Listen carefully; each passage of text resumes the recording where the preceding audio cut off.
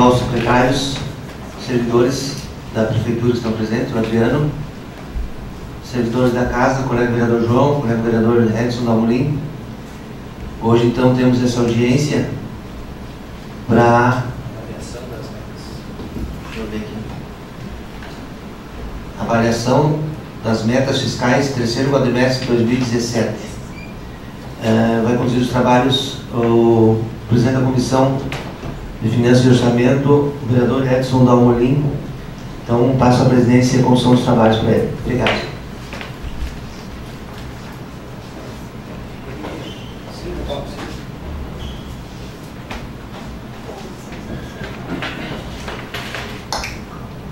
Bom dia a todos. Gostaria de fazer uma saudação especial ao colega vereador João, que veio acompanhar, também dar sua participação na audiência. E adoto e lhe nomeei secretário para secretariar aqui ao meu lado a audiência. Agradecer a presença da comunidade que hoje aqui também nos prestigia. O Adriano, que sempre se faz presente nessas partes da parte fiscal e tributária dos temas relevantes aqui na casa, que com certeza tem um papel fundamental de assessoria aos colegas vereadores, vem tendo isso já há vários anos. Na legislatura passada também foi um braço forte de todos os colegas vereadores, e agora também se dispõe. Adriano, em nome da casa, faço esse agradecimento bem público. Obrigado. Que bom que temos você para contar aqui e nos dar essa assessoria. Fazer uma saudação especial ao nosso presidente Celso, dizer que é sempre um orgulho poder estar aqui junto com Vossa Excelência, e desejar, nesse ano que se inicia com tua batuta frente à casa, em nome da comissão, que tenhas um ótimo trabalho junto com tua equipe. De imediato, passo e convido a secretária Simone, assim como também temos a Juscelene, que é contadora da Prefeitura Municipal, para que façam uso e assento aqui ao lado também para participar, né, nos locais aqui dos colegas vereadores. Fiquem à vontade. Não sei se vão utilizar do vídeo, não? O projetor não vai precisar, não. E para que façam também a explanação, então, dessa audiência pública, a qual dou abertura, para tratar da avaliação do cumprimento de metas fiscais do terceiro quadrimestre de 2017. De imediato, passo a palavra, então, à equipe técnica do Poder Executivo. Adriano? Adriano? Por favor, Adriano. Faça uso também aqui. Obrigado. Thaís, não precisa ficar lá, se quiser sentar aqui perto, está muito pouca gente mesmo, né? Bom dia a todos. Como de costume, né? Cada quadrimestre a gente aparece junto à Comissão de Orçamento e Finanças do Legislativo para apresentar, então, a avaliação, especialmente do resultado primário e do resultado nominal, e apresentar alguns índices. Nesta audiência pública, especialmente, é a que encerra o exercício de 2017, então os números são de fechamento de exercício. Também, como de costume, a gente faz uma leitura dinâmica do nosso relatório, né, para que não seja cansativo, né. Então, a audiência é para avaliação do cumprimento das metas fiscais do terceiro quadrimestre de 2017.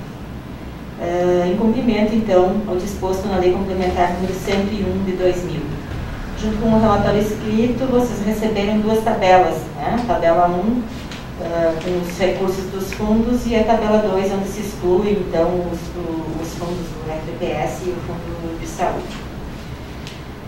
O resultado primário, principal indicador de solvência fiscal do setor público, tem por finalidade indicar se os gastos do município no atendimento das necessidades públicas são compatíveis com a sua arrecadação. Também evidenciar se a administração pública municipal consegue honrar o pagamento de sua dívida utilizando suas receitas próprias. Nesse cálculo são consideradas apenas as chamadas receitas e despesas primárias, que não incluem, pelo lado das receitas, as financeiras, operações de crédito e alienação de bens, e do lado da despesa, as concessões de empréstimos e o pagamento do serviço da dívida. Desta forma, o resultado primário apresentado corresponde à diferença entre receitas e despesas conforme definidos a seguir. Receita orçamentária arrecadada, deduzidas as operações de crédito, as receitas de privatização, as receitas decorrentes de anulação de restos a pagar e as provenientes de rendimentos de aplicações financeiras. A despesa total, deduzidas aquelas com amortização e encargos da dívida interna e externa, com aquisição de títulos de capital já integralizados, bem como a anulação de restos a pagar inscritos no exercício anterior. Tabela 1 e a tabela 2, já expliquei, né, que uma vai trazer todos os recursos dos fundos e a segunda vai excluir, então, os valores desses fundos. Percebe-se, portanto, que o resultado primário, se considerada a despesa liquidada, tabela 1, até o terceiro quadrimestre de 2017, foi positivo no montante de 10.210.993,34. Lá na tabela, na penúltima coluna, na última linha, vai ter o valor, então, do resultado primário. Ocorre, entretanto, que a inclusão das receitas e as despesas do RBPS e do FASM, os quais são, respectivamente, o Fundo de Aposentadoria e o Fundo de Saúde dos Servidores, o resultado primário resta distorcido, pois engloba o superávit destes fundos que se destinam à formação de reservas para correr as aposentadorias e despesas de saúde futuras. Assim, para apurar-se o resultado primário real, devem ser excluídas as receitas e despesas do RBPS e do FASM. Então, na segunda tabela, é excluídos o RBPS e FASM, uma observação no topo da tabela. Nós vamos ter, então, na penúltima coluna, na última linha, 5.284.109,16, que este é o cálculo, então, do resultado primário após a exclusão destes fundos. No item 4 do relatório escrito, nós temos, então, o cálculo do resultado nominal. O resultado nominal indica a variação do nível de endividamento fiscal líquido do município. A metodologia de apuração consiste na verificação da variação do saldo do endividamento líquido do exercício. Em síntese, leva-se em consideração a diferença entre o saldo da dívida fiscal líquida do período de referência e o saldo da dívida fiscal líquida no período anterior ao de referência, sendo que, caso o resultado seja positivo, deve-se, caso negativo, o superávit. Então, ali nós temos o demonstrativo 4.1, resultado nominal do município, e os números, então, de 1/1 de 2017 e 31/12 de 2017.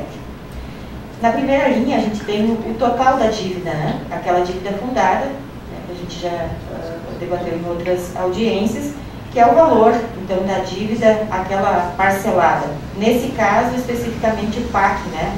As demais dívidas já se encerraram, que a gente tinha com o Badesul encerrou em meados de 2017. Todas as demais dívidas, então, a gente já encerrou o pagamento, já se venceram os prazos e encerrado o pagamento. Esses valores são especificamente do PAC 2. Em 1/1 era de 3.563, em 31/12 de 3.922. Tá? As deduções. As deduções líquidas é o valor total das disponibilidades financeiras, já deduzidos, então, dos restos a pagar processados e das consignações. Então, em 31/12 de 2017, o valor total da dívida fundada era de 3.922.000. O total das disponibilidades era de 6.694.000, resultando, então, em 2.771.000 negativo, que a gente diz aqui, porque como a gente está calculando dívida, quando a disponibilidade é maior, a gente tem, então, um valor de disponibilidades maior do que a dívida. O que a gente percebe aqui é que em 1/1, o valor que sobrava, pagada toda a dívida, o valor que a gente tinha em caixa, o valor total das disponibilidades era de 206.000. Em 31/12, ele era de 2.771.000. A gente costuma usar como exemplo, se fosse na nossa vida privada, tudo que eu tenho de poupança e tudo que eu tenho de dívida parcelada, né, negociada, parcelada, contratada, após o desconto dessa dívida, quanto me sobra, quanto eu tenho, se eu estou devendo ou se eu tenho poupança maior do que a dívida. Então, nesse caso, em 1/1 de 2017, o que nos sobrava de poupança era de 206.000, em 31/12 de 2017 era de 2.771.000. O resultado nominal é a diferença entre esses dois números, quanto variou, quanto foi quanto mudou essa disponibilidade ou quanto mudou essa dívida, né? Então, nós temos um resultado ali de 2.564.630, que é o que aumentou de disponibilidade em relação à dívida. Se alguém tiver alguma dúvida, alguma questão, a gente, não sei se... a gente deixa em aberto, né? Se alguém que está presenciando aqui a nossa audiência tiver alguma dúvida, eu acho que até é melhor ir tirando já de acordo, né? Para não termos que voltar. Sim. Adriano, se tiver alguma ponderação que quiser fazer, fique à vontade. Está bem explicado. No item 5, as despesas com manutenção e desenvolvimento do ensino, cumprimento do índice constitucional, os 25%. Né? Então, as despesas com manutenção e desenvolvimento do ensino totalizaram até o terceiro quadrimestre de 2017 montante de 15.223.960,12, correspondendo a 27,30% da receita líquida sobre impostos e transferências, cumprindo-se, portanto, o mínimo constitucional, que é de 25%. No item 5.2, gasto com remuneração dos profissionais do magistério. A receita total do Fundeb até o terceiro quadrimestre de 2017, ou seja, exercício 2017, foi de R$ 9.981.438,10. A despesa com remuneração dos profissionais do magistério somou o valor de R$ 8.038.015,70 e, portanto, o gasto com a remuneração de professores do ensino fundamental e da educação infantil correspondeu a 80,53% da receita do Fundeb, cumprindo-se também, então, o mínimo constitucional, que é de 60%. No item 6, as despesas com ações de serviço de saúde.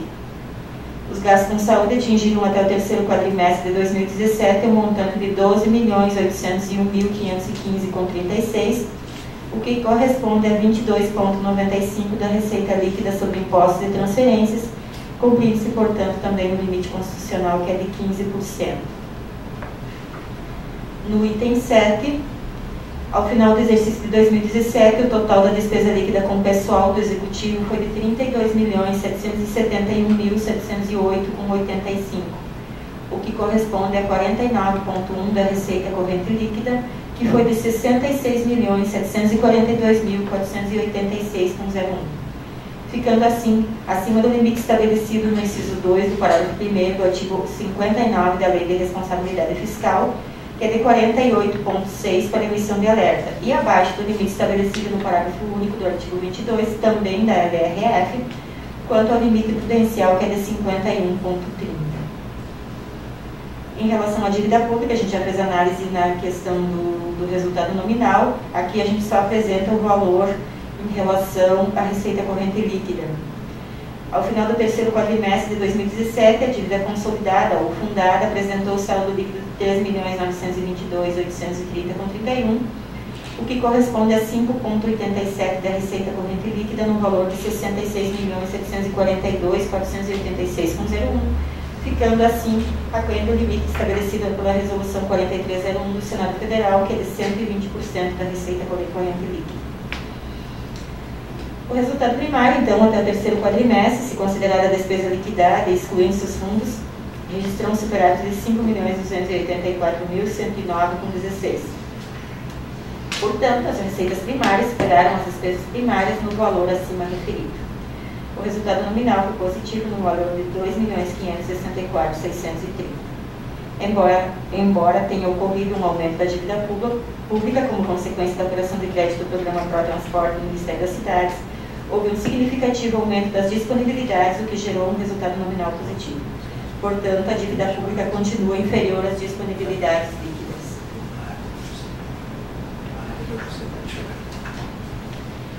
Com base nos números apurados e nas análises efetuadas, apontamos então, portanto, para o cumprimento das metas estabelecidas e a consequente manutenção do equilíbrio fiscal do município de Frederico Westphalen no terceiro quadrimestre de 2017.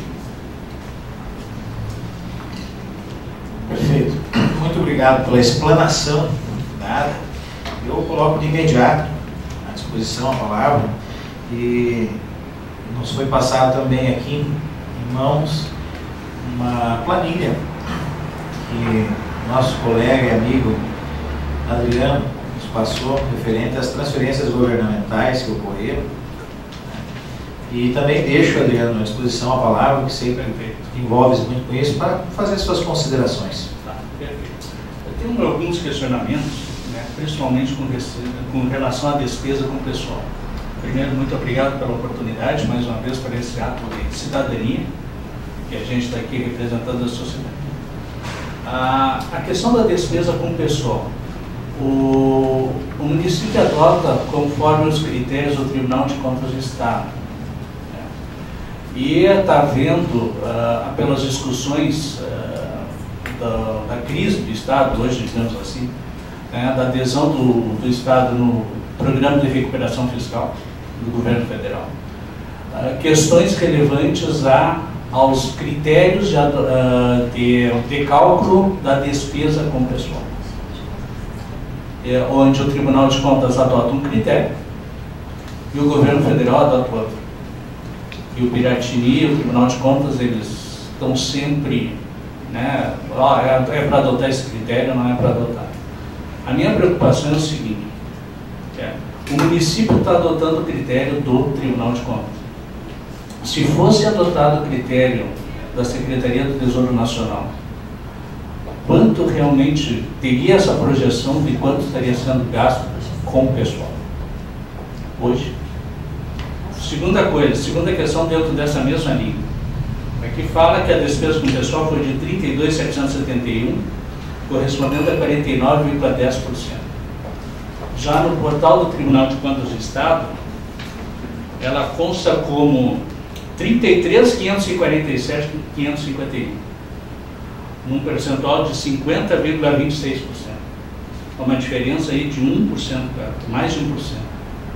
Então, eu digo assim, algumas coisas, esse critério específico com relação à despesa com o pessoal. Se tem mais algumas colocações, só esse. Deixo a palavra à disposição para tentar fazer essa explanação, esclarecimento. Em relação ao cálculo da despesa com o pessoal quanto aos critérios, a gente não tem muito como fugir daquilo que o Tribunal de Contas nos exige. O sistema que faz o cálculo da despesa com o pessoal, ele é específico do Tribunal de Contas. A gente gera dados dentro do sistema nosso e carrega dentro do sistema deles. E lá nesse sistema tem o cálculo da despesa com o pessoal. Lá também é possível se fazer alguns ajustes manuais, que a gente chama, né? O que a gente exclui lá e que o Tribunal de Contas orienta que se faça? Exclui pagamento de despesas com o pessoal de sentenças judiciais, por exemplo, que não são do período, né? Exclui as despesas de caráter indenizatório, ou seja, os nossos prêmios assiduidades dos servidores, 13º indenizado quando tem a rescisão, né? E o cálculo da STN realmente ele é diferente. Para nós técnicos é vamos dizer assim, uma luta constante atender órgãos que pedem a mesma informação com critérios diferentes. Mas é possível acessar então lá pelo SICONF, que a gente chama, né, que é o sistema da Secretaria do Tesouro Nacional. Lá se tem um outro cálculo de despesa com o pessoal. É claro que aqui a gente vai apresentar aquilo que é o nosso órgão fiscalizador do Rio Grande do Sul, Tribunal de Contas do Estado, né? Mas lá também tem os relatórios disponíveis da Secretaria do Tesouro Nacional. Ocorre que o cálculo é bem diferenciado. Então, às vezes ele pode ficar maior, às vezes ele pode ficar menor. No nosso caso, ele é menor. Por quê? Porque aqui, no Tribunal de Contas do Estado, a gente vai excluir, por exemplo, o imposto de renda retido na fonte dos servidores, né? Lá na STN, não. Mas lá tem outras exclusões que não são possíveis e aqui, né? Então, ele é bem diferente mesmo. O que ocorreu com o Estado do Rio Grande do Sul? O Estado do Rio Grande do Sul foi pedir um empréstimo, né? Foi renegociar a dívida e disse que, olha, eu tenho condições, eu vou pagar, eu não tenho mais, mas eu não tenho mais limite porque eu já estou acima dos 60% da despesa com o pessoal e aí eu preciso de dinheiro, mas eu estou dentro das regras. Aí a STN perguntou, bom, mas se vocês estão acima do limite, por que o cálculo de vocês está abaixo dos 60%? Por quê? Porque as regras do nosso Tribunal de Contas são diferentes. E aí o cálculo estava sendo feito com base no que o Tribunal de Contas exigia, e aí deu a confusão lá. Então eu imagino que a partir desse momento, e a partir dessas dúvidas que surgiram no Estado, que a própria STN e o próprio Tribunal de Contas comecem a revisar os seus critérios. Mas nós só não temos muito como escapar disso, né? A gente tem que fazer um cálculo para um e outro cálculo para outro. Em relação ao que o Adriano disse, que lá no site do Tribunal de Contas a gente tem um valor diferente da despesa com o pessoal, eu ainda não tive tempo de olhar lá o relatório, a análise deles, né, depois, mas eu tenho quase que como 80% de certeza que isso se refere ao nosso auxílio alimentação dos servidores municipais. Do ano passado, no ano retrasado, em praticamente todos os exercícios, depois que a gente encaminha os relatórios, eles adicionam esse valor do auxílio alimentação. A nossa lei diz que o nosso auxílio alimentação ele é indenizatório e a gente não empenha ele como despesa de pessoal, porque assim ele é considerado. Para que ele seja indenizatório e não faça parte da despesa de pessoal, tem algumas regras. Por exemplo, o servidor não pode receber durante os períodos de licença, nem todos os servidores podem receber. Aí tem uma grande discussão que as pessoas dizem, mas é quando eu estou em auxílio-doença que eu mais preciso. Se a gente considerar o pagamento quando as pessoas estão afastadas, ele deixa de ser indenizatório. E a própria lei tem que dizer que ele é indenizatório. Até então a gente vem cumprindo tudo isso e todos os anos eles incluem um valor total, depois eles nos pedem qual é o valor que foi pago, por exemplo, em salário. Mas tem lá um valor que vocês pagaram durante o período de salário maternidade, durante o período de férias de alguns servidores. Aí a gente informa esse valor, que ele é bem menor do que isso que eles fizeram a adição, e eles vão então fazer a exclusão do valor total. Não sei se me fiz entender em relação a essa adição. O Tribunal de Contas pode adicionar valores depois do nosso cálculo, depois do envio da documentação, eles podem adicionar valores. O ajuste, na maioria das vezes, é feito a partir da auditoria. Então há um delay, vamos assim, de tempo, né, entre o que é os relatórios aqui da Prefeitura e aquele que o Tribunal de Contas calcula. É que para fins agora deve vir negociação do pessoal, acho que é bem prudente, né, a Câmara ficar a par dessas questões da despesa do pessoal, dos limites. Eu quero só deixar também um elogio, tá? Não é só esses apontamentos, mas eu vi que no resultado das receitas correntes do município, houve um esforço bem significativo na cobrança, principalmente da dívida ativa. Houve um significativo. No orçamento do ano passado, a previsão era de 1.357.000 e foi arrecadado 1.713.000. Só no IPTU, a dívida ativa do IPTU previsto 280.000, foi arrecadado 413.000, praticamente quase o dobro. Então, quero deixar o meu elogio à secretária, né, nesse empenho de busca de recursos, né, próprios, tão importante para o município, do que ficar na dependência, como a gente pode ver ali nas transferências, né, que ficaram abaixo de 1.805.000, um cálculo que eu fiz. Então, quero deixar meu elogio, parabéns, tá? E por mim era isso aí. Obrigado. Sobre a planilha apresentada pelo Adriano, só fazer uma observação aos vereadores, especialmente, que aqui, pelo que eu vejo pelos números, né, estão deduzidos já os valores do Fundeb, certo, Adriano? São valores líquidos. Então, o valor total, bruto arrecadado de ICMS é 20.500.000. Exatamente. O valor de FPM também, agora não tenho o número... também é quase 20. Mas é quase 20 também. É. Então, esses valores já estão deduzidos da nossa, vamos dizer assim, da nossa participação no Fundo de Manutenção e Desenvolvimento do Ensino. Por que eu falo isso? Porque esses recursos eles são livres, né, para aplicação pela Prefeitura, pelo Poder Executivo, pelo Legislativo. São esses valores, porque 20% é deduzido para a Fundeb. Aqui ainda não está o cálculo para a saúde, mas como a saúde quem administra é a Prefeitura, então entra dentro de 5% aqui, 15%. Tá? É isso aí. Perfeito. Deixo a palavra também em aberto, se o colega vereador quiser fazer uma manifestação.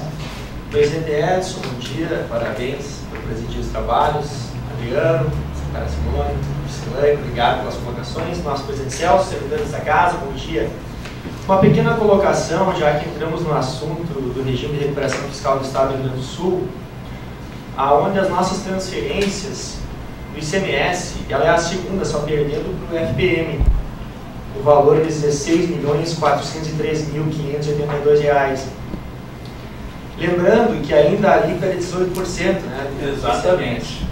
E, então, está aí a importância da recuperação do regime, onde foi aprovado, aonde o deputado ainda Sérgio Tuga, do Partido Progressista, apresentou uma emenda, a qual depois ela foi negociada, dá para dizer assim, com o governador do Estado, ficando para um segundo momento, aonde ele alega naquela emenda, fazendo que a partir de 2019 o ICMS, a alíquota fica em 17%.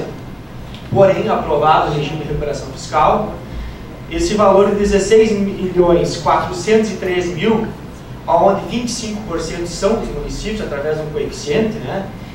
Creio eu, fazendo um cálculo por cima aqui, se fosse 17%, o município de Frederico Westphalen perderia em torno de R$1.400.000.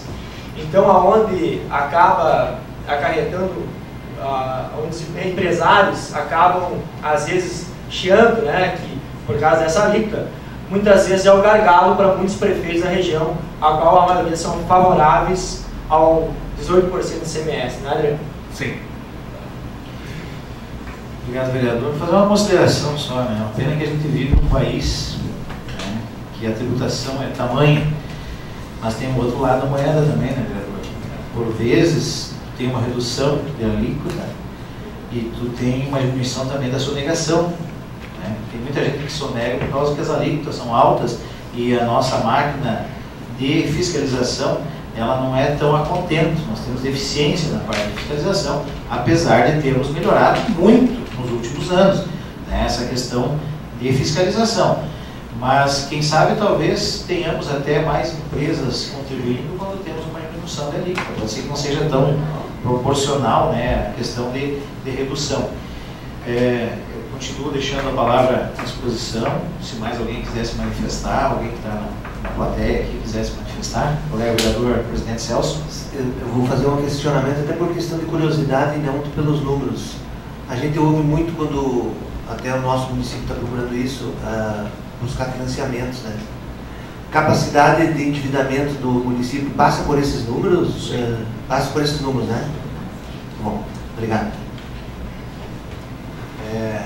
Vereador Celso, deve dizer que o nosso município hoje, ele apresenta uma situação na questão de capacidade de endividamento muito favorável, né? Até porque, se formos olhar por o que a lei nos permite, que seria 120% do orçamento, né? Nós poderíamos ter uma dívida hoje de mais de 90 milhões, né? E temos uma dívida de quase 4 milhões. Então, nós estamos com uma...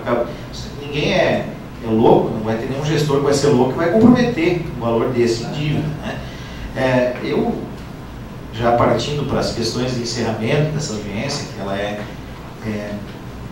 mais o intuito dela é expositivo à comunidade do que aconteceu da avaliação dos cumprimentos de metas fiscais, eu quero me somar junto com o nosso cidadão Adriano, que sempre faz parte. Eu tenho uma preocupação muito grande e mais uma vez vejo aqui que estamos mais uma vez com os índices de folha bastante altos, né? Chegamos em valores que sempre, percentuais que sempre nos dá o alerta, e há anos vem acontecendo isso, não é de agora, né? Já fazem mais de 10 anos que estamos com esse problema aqui no nosso município. Gostaria de ouvir também a secretária, se pudesse manifestar aqui também, se tem algumas ações que estão sendo tomadas para a questão de melhorarmos esse índice de folha e não comprometermos tanto a questão de orçamento com folha de pagamento. Não sei se tem alguma orientação já por parte do Executivo de ações a serem tomadas.